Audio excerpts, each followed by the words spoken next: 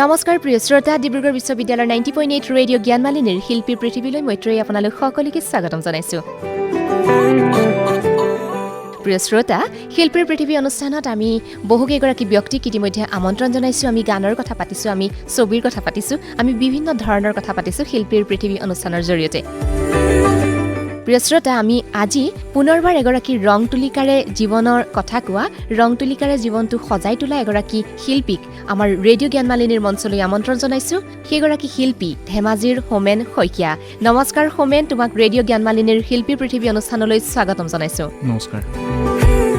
আমি অনুষ্ঠানৰ আৰম্ভণিতে কৈছোঁ যে শিল্পীৰ পৃথিৱী অনুষ্ঠানত আজি আমি ৰঙৰ কথা পাতিম, আমি ছবিৰ কথা পাতিম, তাৰ লগতে কিন্তু হোমেন আমি গান শুনিবলৈও চেষ্টা কৰিম তোমাৰ সৈতে কথা পাতি থাকোঁতে। হয়, প্ৰথমে সুধিছোঁ যে আমাৰ জ্ঞানমালিনীৰ অনুষ্ঠান তুমি শুনিছানে বাৰু? অলপ চলপ শুনিছোঁ, যিহেতু আমাৰ ধেমাজিত অনুষ্ঠানটো নাপায়গৈ, গতিকে ডিব্ৰুগড়লৈ আহিলে শুনা হয় আৰু ডিব্ৰুগড়লৈ আহিলে শুনা হয়। কথাটো শুনি আমি খুবেই ভাল পাইছোঁ। প্ৰিয় শ্ৰোতা, আপোনালোকে শুনি থাকিব ৰেডিঅ' জ্ঞানমালিনী ডিব্ৰুগড় বিশ্ববিদ্যালয়ৰ 90.8। আমি যিহেতু ছবিৰ কথা পাতিবলৈ আগবাঢ়িছোঁ, কোৱাচোন হোমেন যে ছবিৰ কথা তোমাৰ মনলৈ কেনেকৈ আহিলে? ছবি আচলতে সৰুতে গৰু চৰাইছিলোঁ গাঁৱত। ককা দেউতাহঁতৰ লগত যেতিয়া গৰু চৰাবলৈ যাওঁ, তেতিয়া সেই ধূলি বালি পৰি থাকোঁতে মাটিতে আঁকো আৰু কিবা কিবি আকোতে গোটেইকেইটা বিষয়তকৈ দেখোন ছবিটোৱে বেছি আকৰ্ষিত কৰি তুলিলে। আৰু সেই যেতিয়া মাটিত ছবি আঁকিছিলা তেতিয়া বাৰু কৈছিলে এনেকৈ মাটিত আঁক নামাৰিবি, ধাৰ লাগিব, কৈছিলে নে বাৰু? বহুত পিটনো খাইছোঁ, তেনেকৈ বহুত পিটনো খাইছোঁ। সেইবিলাক আৰু স্মৃতি পাহৰিব নোৱাৰা। হয় হয়, আচলতে বোধ কৰোঁ আমিও যেতিয়া সৰু আছিলোঁ ল'ৰালিতে মাটিত ছবি আঁকি কিবা এটা বেলেগ এটা আমেজ পোৱা যায়, হয়নে? আৰু যেতিয়া আমি কুটকুট খেলা বুলি কওঁ, সেই কুটকুট খেলিবলৈ যেতিয়া ঘৰবিলাক সাজো, তেতিয়াও একেবাৰে ঘৰৰ মানুহবিলাকে চিঞৰি বাখৰি হুলস্থুল লগাই দিয়ে। আৰু তেতিয়া ভাবোঁ যে সঁচাকৈ ধাৰ লাগি যাব নেকি, ধাৰত পোত যোৱাই দিম নেকি, আমি কথাবোৰ মনত পৰে। আৰু তোমাৰ কথাখিনি শুনি খুবেই ভাল লাগিলে যে গৰু চৰাবলৈ যাওঁতে মাটিত তুমি প্ৰথম ছবি আঁকিবলৈ আৰম্ভ কৰিছিলা। আৰু সেইখিনি সময়ত ছবি কি বস্তু বুজি পাইছিলানে বাৰু? বুজি পোৱা নাছিলোঁ, ভাল লাগে কাৰণে যি পাৰোঁ আঁকি যাওঁ। কিবা এটা নক্সা যেতিয়া মানে আৱিষ্কাৰ হয়, মনটো খুব ভাল লাগে। আৰু সেইটো যে এটা শিল্প হ'ব পাৰে ভবা নাছিলোঁ তেতিয়া। আৰু তুমি তেতিয়াতো আনুষ্ঠানিক শিক্ষা গ্ৰহণ কৰা নাছিলা বোধ কৰোঁ? নাই কৰা। কেতিয়াৰ পৰা আনুষ্ঠানিক শিক্ষা গ্ৰহণ কৰিছা? চিত্ৰকলাৰ আনুষ্ঠানিক শিক্ষা মোৰ আচলতে তেনেকৈ নহ'লগৈ। দেখিয়ে তুমি শিকি লৈছা গোটেইখিনি কথা? মানে আৰ্ট স্কুল গৈছিলোঁ মই, কিন্তু অলপ আৰ্থিক প্ৰব্লেমৰ কাৰণে মই আৰ্ট স্কুল বাদ দিবলগীয়া হ'ল ৩-৪ মাহমান যোৱাৰ পিছত। কিতাপ পঢ়িলোঁ, খুব ছবিৰ বিষয়ে পঢ়িলোঁ আৰু খুব মানে চৰ্চাটো অব্যাহত ৰাখিলোঁ। তুমি এটা খুব সুন্দৰ কথা ক'লা যে ছবি বিষয়ক তুমি কিতাপবোৰ খুব পঢ়িছিলা। আচলতে যিকোনো এটা বিষয় আয়ত্ত কৰিবলৈ হ'লে পঢ়া শুনা কৰাটো কিন্তু বৰ ডাঙৰ কথা। বহুত ডাঙৰ কথা। কাৰণ তুমি ছবি এখন কোনোবা এজন শিক্ষকে শিকাইছে, এইডাল আঁচ এনেকৈ টানা, এইটো এনেকৈ কৰা, বৃত্তটো এনেকৈ আঁকা, বা ইয়াত কালাৰ এনেকৈ কৰা, সেইটো প্ৰেক্টিকেল কথা। প্ৰেক্টিকেল কথাটো তুমি দেখি শিকিব পাৰা, কিন্তু তাৰ অন্তৰ্নিহিত যিখিনি কথা, ছবি কাক কয়, ছবিৰ কাৰণে কেনেকুৱা ধৰণৰ কুচকাৱাজৰ প্ৰয়োজন, এই কথাখিনি যদি জনা নাযায় তেতিয়াহ'লে শিল্প আধৰুৱা হৈ ৰ'ব। সেয়া সংগীতৰ ক্ষেত্ৰতেই হওক, নাটকৰ ক্ষেত্ৰতেই হওক, বা সাহিত্য সংস্কৃতিৰ যিকোনো ক্ষেত্ৰতে। আৰু তুমি খুব সুন্দৰকৈ আচলতে তোমাৰ নিজৰ যিহেতু ইচ্ছা আছিলে, একাগ্ৰতা আছিলে ছবিৰ প্ৰতি, সেইটোৱে আচলতে তোমাক কিতাপখিনি পঢ়িবৰ কাৰণে এটা সুবিধাও দিলে আৰু পঢ়িলাও তুমি। হয়, প্ৰিয় শ্ৰোতা, আপোনালোকে নিশ্চয় গম পাইছে যে যিকোনো এটা বিষয় চৰ্চা কৰিবলৈ হ'লে গভীৰ অধ্যয়নৰ প্ৰয়োজন। আপোনালোকৰ সন্তানে যদি এই বিষয়ত আগবাঢ়িব বিচাৰিছে, তেন্তে সন্তানকো কেৱল স্কুললৈ নপঠাই ৰং তুলিকাৰে কেৱল ছবিবোৰ আঁকিবলৈ নিশিকাই অলপ অধ্যয়ন কৰিবলৈ দিয়ক, যাতে সেই বিষয়টোৰ প্ৰতি আকৰ্ষিত হয় আৰু সেই বিষয় সম্পৰ্কত অধিক পাৰ্গত হৈ যায়। হয়, হোমেন, এইখিনিতে তোমাক সুধিব বিচাৰিছোঁ, তোমাৰ জীৱনৰ প্ৰথম ছবি কোনখন? ল'ৰালিৰ কথাও ক'ব পাৰা যে এইখন ছবি আঁকি তুমিও আত্মগৌৰৱ অনুভৱ কৰিছিলা, মই যে ছবি আঁকিব পাৰোঁ। মনত থকাৰ ভিতৰত মই এখন ছবি আঁকিছিলোঁ, এই আমাৰ পদূলি যে নঙলা বুলি কয়, আজিকালি নাইকিয়া হৈ গ'ল। নঙলাত বহি দুটা ল'ৰাই, মানে লেংটা পেংটাকে সৰু ল'ৰা দুটাই মানে বহি ওলমি আছে, এনেকুৱা ধৰণৰ মই এটা পেঞ্চিল স্কেচ কৰিছিলোঁ। তেতিয়া আচলতে ৰংবোৰ মই চিনি পোৱা নাছিলোঁ। আৰু সেই ছবিখন আমাৰ মানে LP স্কুলৰ ছাৰে বিৰাট ভাল পাইছিল, আৰু তেতিয়া খুব ভাল লাগিছিল মনটো, আৰু সেইখন ছবি মনত আছে। আৰু বিষয়টো যদিও ড্ৰয়িং ভাল নাছিল তেতিয়া, বিষয়টো ভাল লাগিছিল। এতিয়া ভাবি ভাল লাগে যে সেইখন ছবি ভালেই আছিল দেখোন। হয়। আৰু প্ৰতিযোগিতাত অংশগ্ৰহণ কৰিছিলা নে এনে তুমি আঁকিছিলা? এতিয়া নাই নহয়, এইটো কম্পিটিশ্যনৰ কাৰণে নহয়, এনে মনলৈ আহিলে কৰা নহ'লে আচলতে গোটেই মানে ছবি শিকি থকা সময়ছোৱাত, এতিয়াওতো শিকি আছোঁ, মানে ইয়াৰ আগৰ সময়ছোৱাত কম্পিটিশ্যন কৰা নহ'ল আৰু ল'ৰালিত। আচলতে তোমাৰ মনত যিহেতু ছবি বোলা বিষয়টো সোমাই আছে, গতিকে তাৰ কাৰণে তুমি আকৌ প্ৰতিযোগিতাত অংশগ্ৰহণ কৰা বা দৌৰা-দৌৰি কৰাৰ কথাটো নাভাবিলা, যে নিজৰ ধৰণে সৃষ্টি কৰাৰ কথাটো ভাবিলা। যেতিয়া ছবি এখন মনলৈ আহে বা বিষয় এটা মনলৈ আহে, সেইখিনি সময়ৰ উকমুকনিখিনি ৰূপ দিওঁতে মনৰ সেই যে ভাৱ এটা থাকে, যে জন্ম যন্ত্ৰণা এটা, সকলোৰে জন্ম যন্ত্ৰণা এটা থাকে, সেই বিষয়ে আমাক কোৱাচোন, তোমাৰ যিটো ভাৱ সেইটো জানিব বিচাৰিছোঁ। সাংঘাতিক এক্সাইটেড হৈ থাকিবলগীয়া হয়। পুষ্প গগৈ ছাৰে এখন কিতাপত লিখিছিলে, তোমাৰ গুৰু পুষ্প গগৈ ছাৰ, তেখেতে লিখিছিলে যে গৰ্ভৱতী তিৰোতা এগৰাকীয়ে সন্তান প্ৰসৱ নকৰালৈকে যেনেকুৱা ছাতি ফুটি তাৰণাত থাকে, শিল্পীসকলৰো আচলতে তেনেকুৱা এটা অৱস্থা হয় মনত ভাবি থকা মনত উদয় হৈ থকা ছবি এখন বা গীত এটি যেতিয়া মানে প্ৰকাশ কৰিব পৰা নাযায় তেতিয়ালৈকে মানে তেওঁ ছাতি ফুটি মৰিয়ে থাকে আৰু আচলতে সেই ছাতি ফুটি মৰিব পাৰিব লাগিব আৰু বহুত আচলতে আশা কৰি ৰৈ থকা হয় তাৰে কিছুমান সফল হোৱা যায় কেতিয়াবা সফল হোৱা নাযায় যেতিয়া সফল হোৱা নাযায় তেতিয়া সেইখিনি সময়ত কেনেকুৱা লাগে তোমাৰ নাই মোৰ খুব খং উঠে আৰু মই তথাপিতো মই বাৰে বাৰে আকৌ সেই বিষয়টো মানে যেতিয়া মই এটা ধৰণে মানে উপস্থাপন কৰিব নোৱাৰিলোঁ তাতকৈ আৰু বেলেগ ধৰণে উপস্থাপন কৰিব পাৰি নেকি মই তেনেধৰণে চেষ্টা কৰি থাকোঁ আৰু শেষত গৈ থৈ সফল হওঁগৈ বুলি ক'ব পাৰি মনে ভবা ধৰণে বস্তুটো ওলাই গৈ নষ্ট হয় আৰু কেনভাছ প্ৰিয় শ্ৰোতা হোমেনে যি ধৰণেৰে কৈছে যে হোমেনৰ ছবিবিলাকক যি ধৰণেৰে মূৰ্তমান কৰিব বিচাৰে কেতিয়াবা হৈ নুঠেগৈ কিন্তু আপোনালোকে যদি হোমেনৰ ছবি চাই ধেমাজিলৈ যদি যায় তেনেকৈও দেখিব আৰু বিভিন্ন ধৰণৰ আজিকালিতো উপায় আছে ছ'চিয়েল মিডিয়াত হোমেনৰ ছবিবিলাক আমি দেখোঁ খুব সুন্দৰ তেওঁ বিভিন্ন ধৰণৰ ছবি আঁকে গতিকে আপোনালোকে নেদেখালৈকে নাজানিব যে হোমেনৰ ছবিৰ মাজত কি বিষয়বস্তুৱে ঘূৰমুটিয়াই ফুৰে বা কি বিষয়বস্তু সোমাই আছে এইখিনিতে হোমেনক সুধিব বিচাৰিছোঁ যে এই যে ছবিবোৰ অঁকা হয় কেতিয়াবা ধৰা তুমি কবিতা এটা পঢ়িলা বা ভাল লাগিলে কেতিয়াবা নিৰলে গান শুনি আছা সেই গানৰ বিষয়বস্তু বা কবিতাৰ বিষয়বস্তু বা কিবা এটা বিষয় পঢ়িছা বা চিনেমা এখনেই চাইছা সেই বিষয়বস্তুবোৰ কেতিয়াবা তোমাৰ ছবিত ধৰা দিয়ে নে যে এইটো বস্তু মই আকোচোন ৰং তুলিকাৰে নিশ্চয় দিয়ে মই প্ৰথম এখন ছবি আঁকিছিলোঁ যা পক্ষী দূৰলৈ উৰি উৰি যা প্ৰিয় গীত মোৰ এইটো কি ভাল লাগে মই নিজে নাজানো সেইখন ছবি মই আঁকিছিলোঁ আৰু সেইখন ছবি ধেমাজি কলেজে এখন ক্ৰয় কৰিছে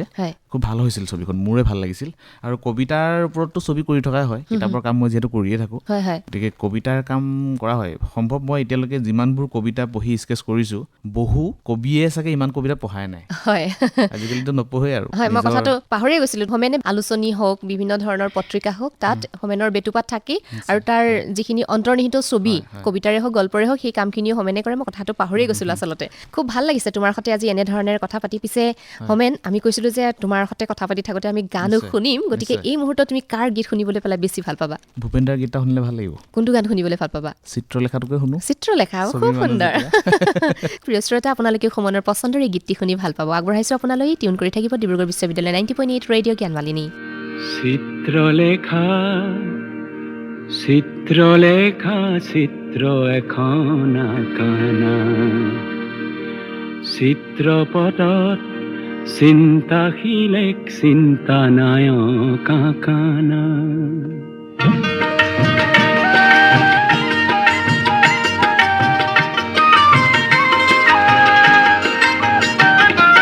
চিত্ৰলেখা চিত্ৰলেখা চিত্ৰ এখন আঁকানা চিত্ৰপটত চিন্তাশীলে চিন্তানায়ক আঁকানা চিত্ৰলেখা চিত্ৰলেখা চিত্ৰ এখন আঁকানা চিত্ৰপটত চিন্তাশীলে চিন্তানায়ক আঁকানা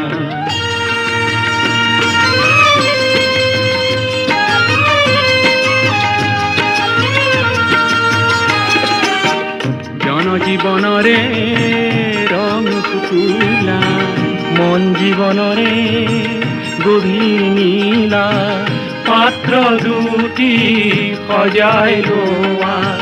দুয়োটি ৰং মিলাই লোৱা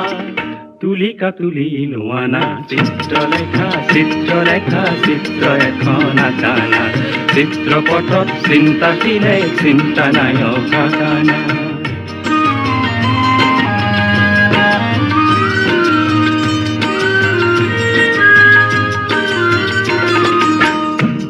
দুটি ৰেখাৰে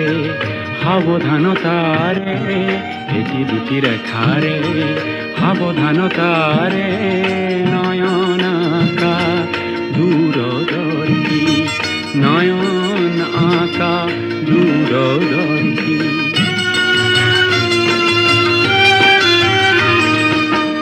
এটি দুটি ৰেখাৰে সাৱধানতাৰে এটি দুটি ৰেখাৰে সাৱধানতাৰে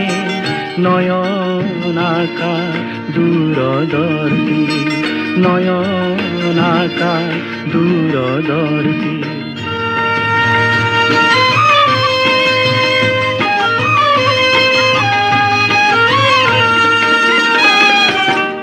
অনাগত দিনৰ অভিনৱ পুৱা সীমা অসীম সীমা বুজি পোৱা বক্ষ এখন আঁকি দিয়া লক্ষ্যজনে লক্ষ্য পোৱা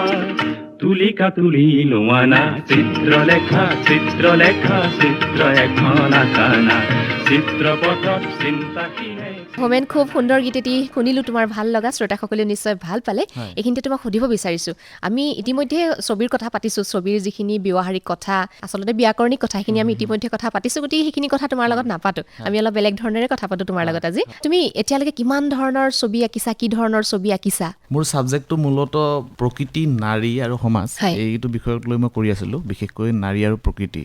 কিমানখিনি আগবাঢ়িব পাৰিছোঁ নাজানো ৰাইজে ভাল পাওঁ বুলি কয় আচলতে নাৰীয়ে প্ৰকৃতিয়ে নাৰী হয় সেইটোৱে আচলতে আৰু মানে সমাজখনত নাৰীৰ যিটো দুৰৱস্থা খুব বেয়া লাগে আচলতে মই সহিব নোৱাৰোঁ আচলতে এই মাতৃ হোৱাৰ পৰা মানে বৃদ্ধলৈকে যিটো খুব কষ্টকৰ বুলি ভাবোঁ মই খুব মানে আৱেগিক হৈ পৰোঁ মহিলাক লৈ সেইকাৰণে মই মহিলাক লৈ বেছি কাম কৰি আছোঁ এতিয়ালৈকে যিমানখিনি কৰা হয় আৰু গাঁৱৰ পুৰণি পটভূমিবিলাকে মোক বেছি আমনি কৰে সেইকাৰণে মই ৱাটাৰ কালাৰত বিশেষকৈ মই সেই গাঁৱৰ পটভূমিবিলাক আঁকিবলৈ চেষ্টা কৰোঁ সদায় হয় হয় আচলতে নাৰীৰ যিটো কথা ক'লা তুমি নাৰীৰ সমাজখনত নাৰীৰ ভূমিকা যথেষ্ট গুৰুত্বপূৰ্ণ নাৰী নহ'লে সমাজখন কি হ'ব তাক ভাবিব নোৱাৰি কিন্তু সমাজত কিছুমান প্ৰচলিত ধ্যান ধাৰণা আৰু চিন্তা চৰ্চাই আচলতে নাৰী যি বিষয় সেই বিষয়ক আচলতে বহু পিছপৰাই ৰাখিছে কিন্তু বৰ্তমান সময়ত নাৰীসকল ওলাই আহিবলৈ নাৰীসকলে নিজস্ব ধৰণেৰে নিজস্ব চিন্তা চৰ্চাৰে কাম কৰিবলৈ আৰম্ভ কৰিছে কিন্তু কিছুমান ঠাই এনেকুৱা আছে যি ঠাইৰ চিন্তা চৰ্চা যি ঠাইৰ ধ্যান ধাৰণাৰ পৰা মহিলাসকল এতিয়া ওলাই আহিব পৰা নাই আচলতে সেইটো হ'ব নালাগে আৰু ইয়াৰ কাৰণে শিক্ষা ব্যৱস্থাও দায়ী শিক্ষাৰ হয় যি ধৰণৰ শিক্ষাৰে শিক্ষিত হ'ব লাগিছিলে সেই ধৰণেৰে শিক্ষিত হ'ব পৰা নাই আৰু যদি শিক্ষা গ্ৰহণো কৰিছে সেই শিক্ষাখিনি আচলতে নিজকে উলিয়াই আনিব পৰা নাই বহু সংখ্যক মহিলাই গতিকে সেইকাৰণে হৈছে আৰু খুবেই ভাল পাইছোঁ যে তুমি এই ধৰণৰ বিষয়বস্তুৰে সৈতে ছবি আঁকিছা আৰু তাৰ জৰিয়তে এটা তুমি বাৰ্তা প্ৰেৰণ কৰিব বিচাৰিছা সমাজক কথাটো মানে এনেকুৱা হৈ থাকিলে গভীৰ ধৰণৰ হৈ থাকিলে মহিলা বুলি কৈ দিলা যিটো নাৰীৰ বিষয় যিহেতু ময়ো সেই বিষয়ৰে মানুহ গতিকে আৰু এইবিলাক কথাই মোৰ মনতো খুদুৱাই থাকে যিহেতু হোমেন মই তোমাক সুধিব বিচাৰিছিলোঁ কবিতা এটাৰে ধৰা আমি মনৰ ভাৱ বা সমাজ এখনৰ কথা খুব সুন্দৰকৈ প্ৰকাশ কৰিব পাৰোঁ আৰু তাক পঢ়িলে বুজি পাব পাৰি শব্দবিলাকৰ জৰিয়তে কিছুমান অৱশ্যে অকণমান বুজি পোৱাত অসুবিধা হয় তথাপিও তাৰ এটা বেলেগ ধৰণৰ অৰ্থ লৈও আমি কবিতাটো বুজিব পাৰোঁ গল্পৰ কথাটোতো তেনেই সুকীয়া তাত এখন ছবি আঁকি থোৱা থাকে ছবিখনৰ জৰিয়তে আমি নিজেই বস্তুটো এটা সৃষ্টি কৰি লওঁ এনেকুৱা ধৰণৰ হ'ব কেতিয়াবা সেই গল্প বা উপন্যাসৰ মাজত আমি নিজকেই বিচাৰি পাওঁ সেই চৰিত্ৰটো যেন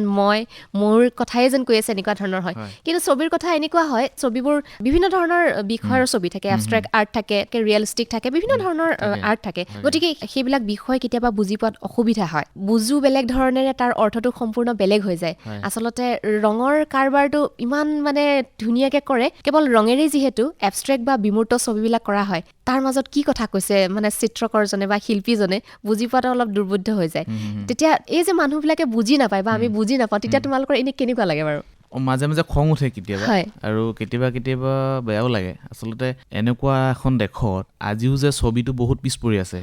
সকলো কলাতকৈ ছবিটোৱে কিন্তু আগবঢ়া প্ৰতিটো কলাৰ লগত যদি ছবিৰ সম্পৰ্ক নাথাকে গীত এটাও সম্পূৰ্ণ নহয় গীত এটা সম্পূৰ্ণ হোৱাৰ পিছত ৰাইজৰ মাজলৈ উলিয়াই দিয়াৰ আঁৰত এজন চিত্ৰশিল্পীৰ প্ৰয়োজন তাৰ মানে কভাৰ ডিজাইন কৰিবৰ পৰা আদি কৰি গোটেই কাৰবাৰখিনি কিন্তু তথাপিও চিত্ৰশিল্পৰ বা ভাস্কৰ্য শিল্পৰ এইচাম মানুহক তলত ৰখা হয় অলপ অৱহেলা দৃষ্টিৰে ৰাখে বহুতে নাৰাখে কিন্তু বহুতেই ৰাখে আৰু তেতিয়া বেয়া লাগে যিখিনি দৰ্শক আচলতে দৰ্শকবিলাকৰ আচলতে জ্ঞানৰ অভাৱ এনেকুৱাটো হ'বই তাৰমানে কি যিটো বিষয়ৰ ওপৰত কাৰোবাৰ জ্ঞান নাথাকে সেই বিষয়টোৰ ওপৰত আপুনি যেতিয়া ক'ব যাব তেতিয়া আপুনি ক'ৰবাত লুটি খাই পৰাটোৱে স্বাভাৱিক হয় নিশ্চয় জ্ঞানটো লাগে বিষয়টোৰ ওপৰত হয় কথাটো এনেকুৱা ধৰণৰ হৈ যায় মানে সাহিত্যৰ যিমানবিলাক বিষয় আছে শিল্পৰ যিমানবিলাক বিষয় আছে আমি সেইবিলাকৰ প্ৰতি খুবেই আগ্ৰহী আৰু সেই সম্পৰ্কে পঢ়োঁ কিন্তু চিত্ৰশিল্পও যে এটা ইমান বিশাল বিষয় সেই সম্পৰ্কে আমি পঢ়ি নাচাওঁ আৰু আমি এটা কথা যদি লক্ষ্য কৰোঁ আমাৰ যেতিয়া ভাষাৰ সৃষ্টি হোৱা নাছিলে আমি কথা ক'বলৈ যেতিয়া শিকাই নাছিলোঁ তেতিয়া আমাৰ মনৰ ভাৱ ভংগীবিলাক প্ৰকাশ কৰিবৰ কাৰণে ছবিয়ে একমাত্ৰ আহিলা আছিলে হয় সেই গুহা শিল্পবিলাকৰ কথা যদি কওঁ আৰু আমাৰ স্থাপত্য ভাস্কৰ্য আমাৰ এই গোটেই সেই শিল্পবিলাকত আচলতে ছবিৰ জৰিয়তে কথাবিলাক বুজোৱা হৈছিলে নৃত্যৰ কথা কৃষি কেনেকে কৰিব প্ৰেমৰ কথা সকলোবিলাক বিষয় দেখোন ছবিৰ জৰিয়তে বুজাই দিয়া হৈছিলে হয় কিন্তু আটাইতকৈ পুৰণি বিষয়ে বোধ কৰোঁ ছবি কিন্তু সেই ছবিৰ কথাখিনি আমি যেনে ধৰণেৰে চৰ্চা হ'ব লাগিছিলে যেনে ধৰণেৰে তাৰ অধ্যয়ন হ'ব লাগিছিলে সেই ধৰণে হোৱা নাই এইটো আচলতে অতি দুখৰ বিষয় আৰু বৰ্তমান চিত্ৰশিল্পৰ ক্ষেত্ৰখনত যিসকলে কাম কৰি আছে তেওঁলোকে খুব সুন্দৰ কাম কৰি আছে আচলতে গতিকে সেইসকলক উৎসাহ প্ৰেৰণা যোগাবৰ কাৰণে আমাৰ অকণমান চিন্তা চৰ্চাবিলাক সলনি কৰিবৰ হ'ল যে গান গালেই বা গীত এটি গালেই বা নৃত্য কৰিলেই অভিনয় কৰিলেই আচলতে মানুহ ফেমাছ বা জনপ্ৰিয় হৈ নুঠে আৰু সেইবিলাকেই যে সমাজখনৰ কাৰণে কিবা এটা অৰিহণা যোগায় সেইটো নহয় ছবি ইমান এটা বিশাল বিষয় ছবিও যে আমাৰ গোটেই সমাজখনৰ কাৰণে কাম কৰি আছে ছবিৰ জৰিয়তে যে আমাৰ গোটেই সমাজখন মূৰ্তমান হৈ আছে সেই কথাও আমি কিছু কিছু ক্ষেত্ৰত অনুধাৱন কৰিব লাগে পিছে হোমেন কথা পাতি আছো তোমাৰ সতে আৰু এটা গীত শুনো নেকি নিশ্চয় শুনিব পাৰি কাৰ গীত শুনিলে ভাল পাবা এবাৰ কাৰ শুনিম মহানন্দ মজুমদাৰ ভাল লাগে গান মহানন্দ মজুমদাৰ বৰুৱাৰ ঠিক আছে আমি মহানন্দ মজুমদাৰ বৰুৱাৰ এটা গান বজাই দিছোঁ প্ৰিয় শ্ৰোতা আপোনালোকেও হয়তো নিশ্চয় ভাল পাব গীতটি শুনো তেন্তে একেলগে বেজাৰ ফুলে মেলানা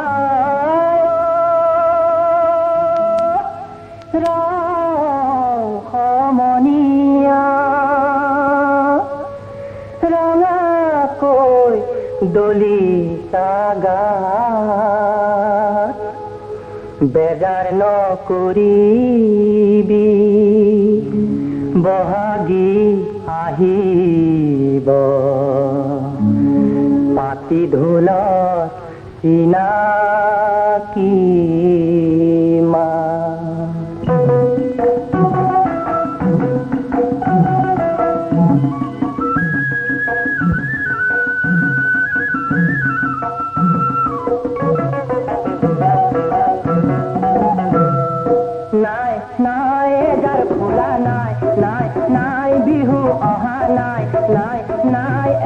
ফুলা নাই নাই নাই বিহু অহা নাই নাই শিহু ভূতো নাই নাই শিহু ভূতো নাই তিৰিলো ইতৰে গাত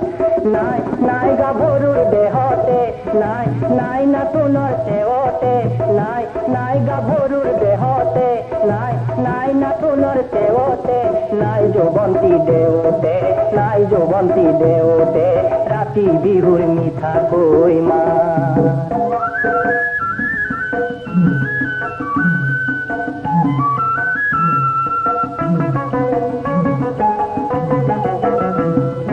মই ঢুলীয়া উজনিৰ তই নাটনি নামনিৰ তই নাটনি নামনিৰ চাউল হৈ না কোমলি বেজাৰ নলগাবি বেজাৰ নলগাবি মৰমৰে নুমলি গোসাই নাইকিয়া দা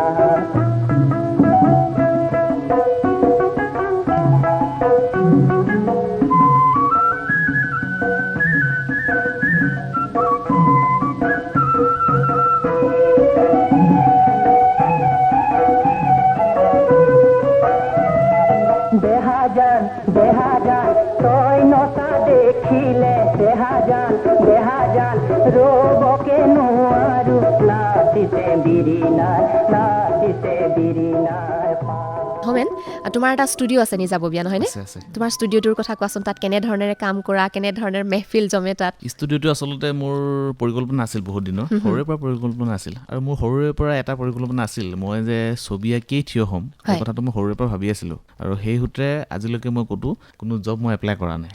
চেষ্টা কৰিলে মই ক'ত পালোহেঁতেন অলপ খাটি থাকিবলৈ মন যায় ভাল লাগে আৰু সেইটোৰ পৰা আঁতৰিবলৈ মোৰ অলপ কষ্ট হয় আৰু ষ্টুডিঅ'টো মোৰ প্লেনিংটো মই নিজে যাতে ভালকৈ কাম কৰিব পাৰোঁ আমাৰ অঞ্চলটোৰ মানে চৰ্চা কৰি থকা শিল্পীসকলে যাতে তাত আহি চৰ্চা কৰিব পাৰে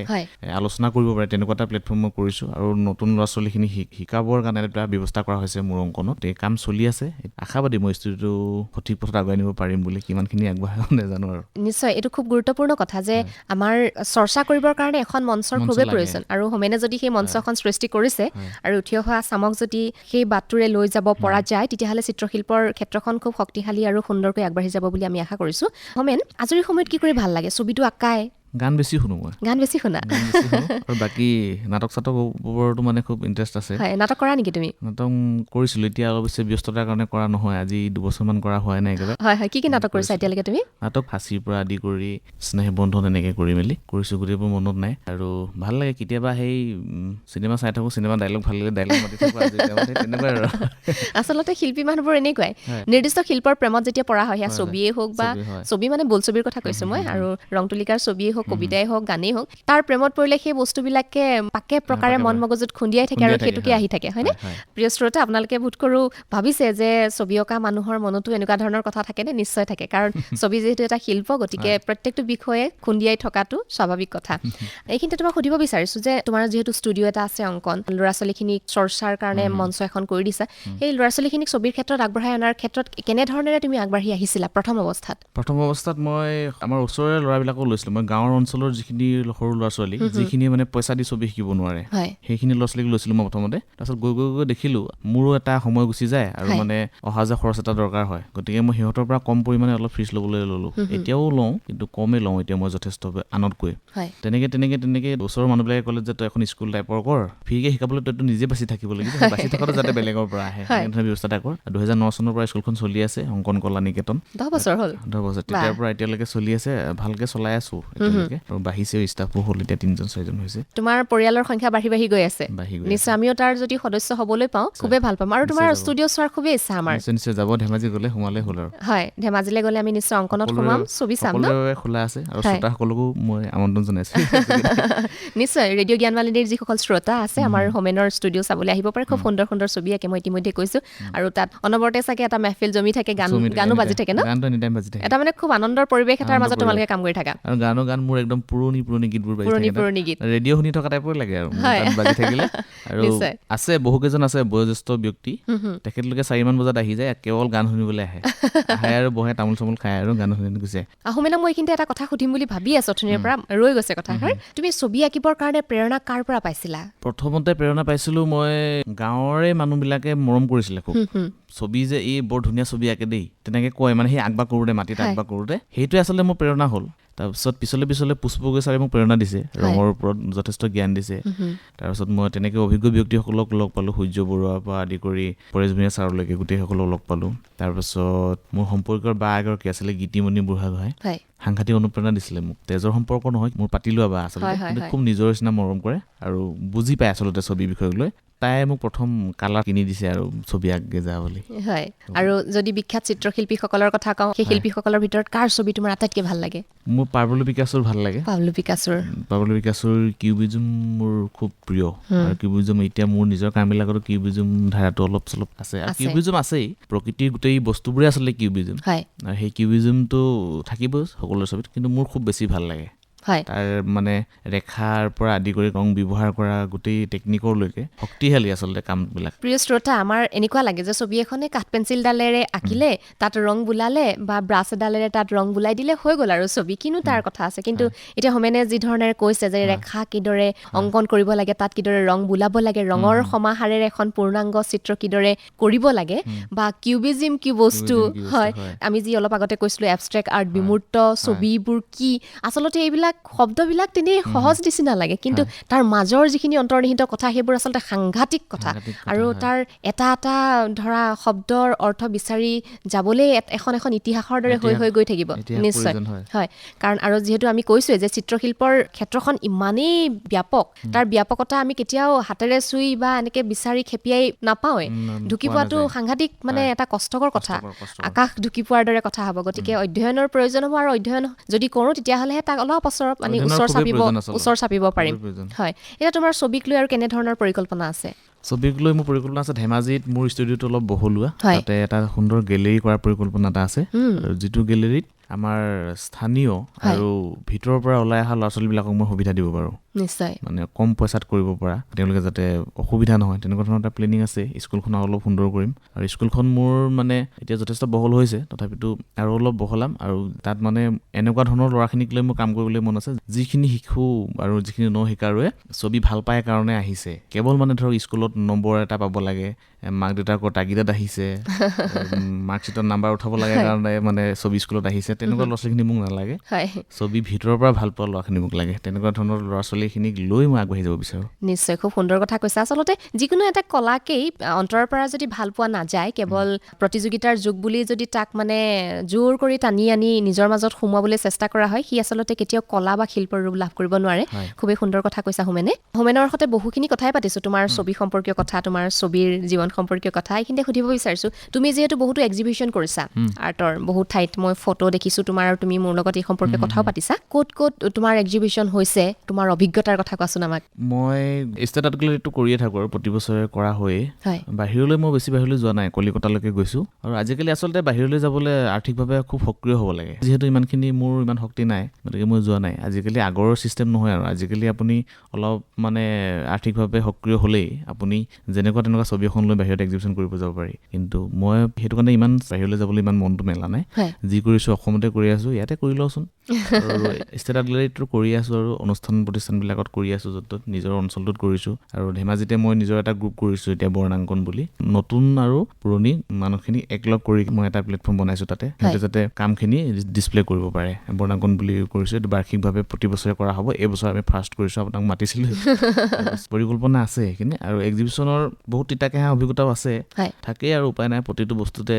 বেয়া কিবা এটা থাকেই আচলতে সেই অভিজ্ঞতাবোৰ যদি সামৰি সুতৰি লৈ নোযোৱা জীৱনৰ মানে যিটো এটা মাদকতা সেই মাদকতা লাভ কৰিব পৰা নাযায় আচলতে সেই কষ্ট আৰু খিনি মানে মনৰ আঘাতখিনিয়ে আচলতে মোক আগবাঢ়ি অহাত বেছি সহায় কৰিলে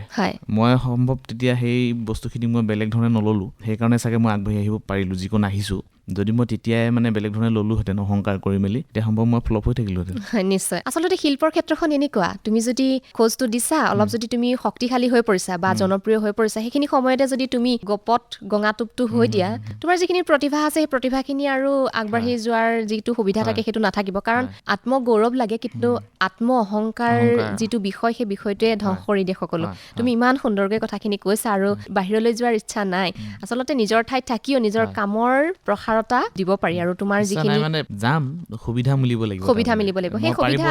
তোমাৰ প্ৰতি শুভকামনা সদায় আছে তুমি ইমান সুন্দৰকৈ কামবোৰ কৰি আছা লাহে লাহে গ'লেও মানুহে গন্তব্যস্থান পাবগৈ এটা সময়ত কিন্তু তাৰ কাৰণে খুব সদিচ্ছা লাগিব তোমাৰ সেই সদিচ্ছা আছে আৰু ৰেডিঅ' জ্ঞানমালিনীৰ তৰফৰ পৰা তোমালৈ আমাৰ অফুৰন্ত মৰম অফুৰন্ত শুভেচ্ছা সদায় আছে হোমেন আমি আৰু এটি গীত শুনাব বিচাৰিছোঁ আমাৰ অনুষ্ঠানৰ সময়ো প্ৰায় শেষ হৈ আহিছে আমি কথা পাতি আছোঁ তোমাৰ সৈতে গীত এটি নুশুনালেও তুমিও বেয়া পাবা বোধ কৰা আমাৰ শ্ৰোতাসকলেও বেয়া পাব কাৰ গীত শুনিবলৈ ভাল পাবা তুমি কোৱাচোন আপোনাৰ এটি প্ৰিয় গীত শুনিম মোৰ বহুত প্ৰিয় গীত আছে তাৰে যদি শুনাও কাৰ শুনালে বেছি ভাল লাগিব এই মুহূৰ্তত আপোনাৰ ভাল লগা যিটো মনলৈ আহিছে অনিমা চৌধুৰীৰ যদি এটা গীত শুনাও বেয়া পাবা নেকি ঠিক আছে অনিমা চৌধুৰীৰ এটি খুব সুন্দৰ গীত আছে সোণালী ধাননি সেই গীতটি আমি হোমেনলৈও আগবঢ়াইছোঁ আমাৰ জ্ঞানমালিনীৰ শ্ৰোতাসকললৈও আগবঢ়াইছোঁ শ্ৰোতাসকলে নিশ্চয় শুনি ভাল পাব আৰু এই গীতটি আপোনালোকলৈ আগবঢ়াই আমি আজিৰ ৰেডিঅ' জ্ঞানমালিনীৰ শিল্পী পৃথিৱী অনুষ্ঠানৰ পৰা বিদায় ল'ব লাগিব আৰু হোমেনলৈ ৰেডিঅ' জ্ঞানমালিনীৰ তৰফৰ পৰা আন্তৰিক ধন্যবাদ আৰু কৃতজ্ঞতা জ্ঞাপন কৰিছোঁ এই সময়কণ আমাৰ লগত থাকি আমাক ছবিৰ কথাবোৰ কোৱাৰ কাৰণে মনৰ কথাবোৰ কোৱাৰ কাৰণে ৰঙৰ কথাবোৰ কোৱাৰ কাৰণে মই বহুত ধন্যবাদ জনাইছোঁ আপোনালোকক ভাল লাগিছে আৰু জ্ঞানমালিনীলৈ শুভেচ্ছা জনাইছোঁ আগুৱাই যাওক শ্ৰোতাই আঁকোৱালি লওক তাৰে শুভকামনা জনাইছোঁ প্ৰিয় শ্ৰোতা তেন্তে আজিৰ অনুষ্ঠানৰ পৰা মৈত্ৰীয়ে বিদায় লৈছোঁ শুনি থাকিব ডিব্ৰুগড় বিশ্ববিদ্যালয়ৰ 90.8 ৰেডিঅ' জ্ঞানমালিনী আপুনিও শুনক আনকো শুনাওক সোণালী হাঁহিৰে দুপৰি ভৰা সোণাৰী নাহৰে যাৰে থোপাতে